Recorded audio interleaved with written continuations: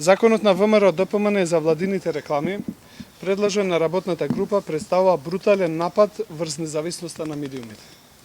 Со законот се прави упад врз мисијата, финансирањето и уредувачката политика на медиумите. Предлогот ја убива смислата на постоењето на медиумите во едно демократско општество, да информираат навремено, критички да обсервираат реалноста и да потекна дебата за прашања од јавен интерес. Преку медиумските кампањи, власта во името на заштита и унапредување на наводно јавното информирање, во суштина изразува огромен страф и недоверба кон работата на медиумите. Кампањите треба да покажат дека медиумите не работат во интерес на граѓаните, затоа е потребно власта да ги мотивира со пари, за да ја научат лекцијата како се заштитува јавниот интерес. Вистинската цел на кампањите е медиумите да ги заборават граѓаните, јавниот интерес и демократијата и да бидат огласна табла за фалење на владините политики.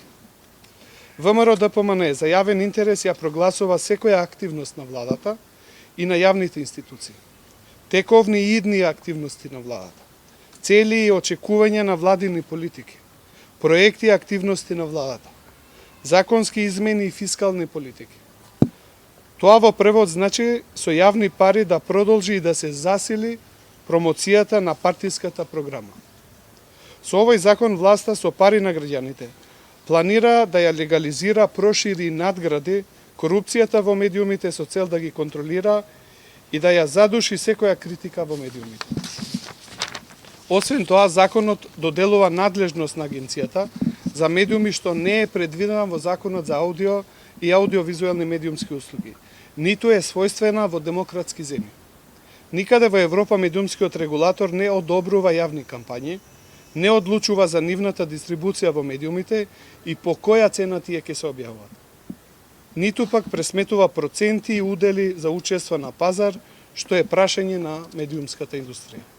Највеселата математика во законот е околу казните.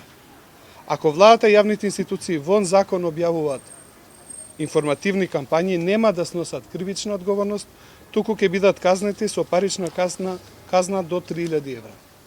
Ако владата сака да им помогне на медиумите, ЗНМ и ССНМ имаат предложен концепт за субвенционирање на медиумите.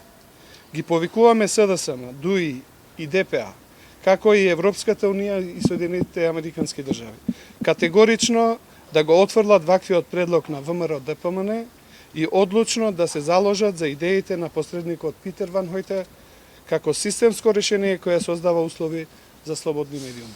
Ако политичките партии поддржуваат такво решение, јавниот сервис дополнително да се партизира, тогаш на висина не знам зошто ние останалите граѓани би требало да плаќаме радиодифузна такса, тогаш таа телевизија нека ја финансираат членовите на ВМРО, ДПМН, СДСМ, ДУИ и ДПА. На висина не гледам никаква смисла ние другите да плаќаме радиодифузна такса. Ваш коментар ние досега како новинари и генерално медиумски работници се и се што доживеавме сите овие години, меѓутоа нели ми се чини дека свесно се предлагаат овакви недоволства. И веројатно и на ВМРО е јасно дека никој нема да прифати двајца уредници. Не бидете сигурни дека не се прифаќа, затоа што таков предлог на почеток на разговорите имаше СДСМ.